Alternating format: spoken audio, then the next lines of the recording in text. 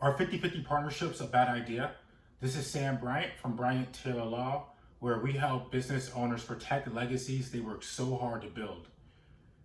As a business lawyer, I personally don't like 50-50 partnerships, but I think they can be structured in a way that works for everybody. So the answer to that question of are 50-50 partnerships a bad idea is generally yes, but they can be a good thing if you do it the right way. So let me just go into why I think it's a bad idea. 50-50 partnerships can be bad if you don't have a partnership agreement because it makes it easy for the business to get into a deadlock. A deadlock means that major decisions can't be made because the business owners who are splitting the votes or the management votes or management rights of the company can't agree on a particular course of action. And this disagreement causes the businesses to be at a standstill. So deadlocks, especially in Florida, can be one reason for a partner to actually dissolve the entire business.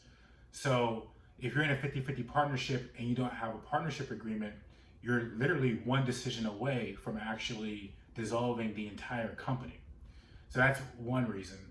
Another reason is because it's a really fast way to build resentment. When you're first starting out with the business, it's easy to develop a 50-50 partnership because each partner is contributing maybe equal amount of work or maybe equal amount of money at the very beginning. But as time evolves, roles can change and financial situations can change. So when you're starting out with an expectation that one part, at least both partners are going to be contributing equally, but that changes over time, if you're in a 50-50 partnership, you may not end up contributing 50-50 to the business.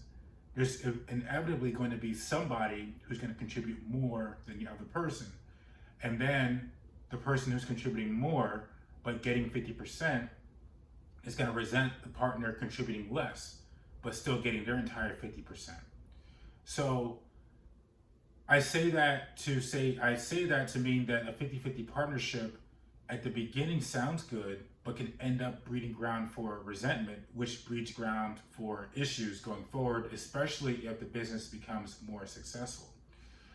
So that's why I generally don't like 50-50 partnerships. And as a business attorney, I've seen plenty of situations where people are coming to us because they've started a 50-50 partnership. And for whatever reason, or mainly for the reasons that I just mentioned, they're thinking that it's not worth it anymore or it's not working anymore. So they're either coming to us to try to kick out the business partner, to either try to sue the business partner, or to try to find their options of parting ways without putting themselves in a financially vulnerable position. So let's just pretend that you're already in a 50-50 partnership and you really would like to make it work. So this is how you do it.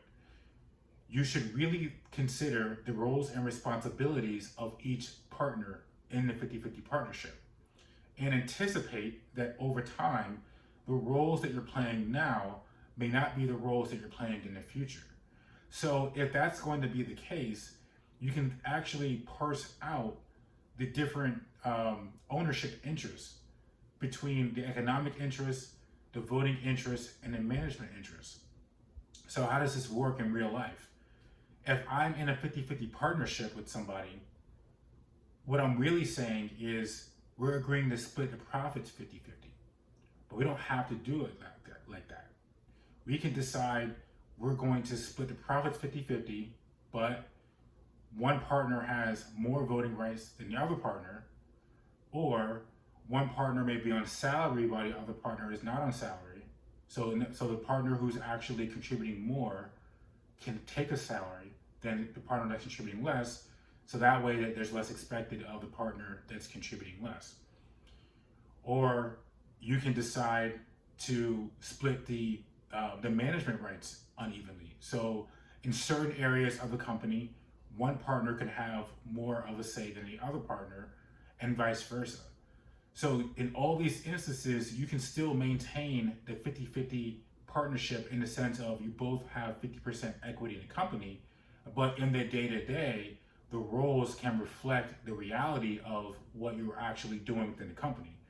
This way, Partners can get, whether it's the benefit of a salary or the benefit of more cash flow on a monthly basis, or just the benefit of having more say in particular areas of the company, without having the resentment of being tied to a 50-50 percentage ownership relationship with the other partner. And you can also build in provisions in a partnership agreement that allows one partner to either buy another partner's interest or sell another partner's, or sell their interest, so that the balance can more reflect the actual realities of the company. So as you've kind of gathered by now, the different ways that you can make a partnership or a 50-50 partnership work are actually encapsulated in the partnership agreement. So to kind of sum it all up, a 50-50 partnership is really not advisable if you don't have a partnership agreement. If you are willing to invest the time and the energy into fleshing out a real robust partnership agreement, then a 50-50 partnership can work. So that's all I got for you right now. We have plenty of other videos that really speak to helping you protect your business and the legacy that you're trying to build. And if you need to contact us with individual information or individual advice, we have our information in the description below. Hope you found that video helpful, and hope you have a good one.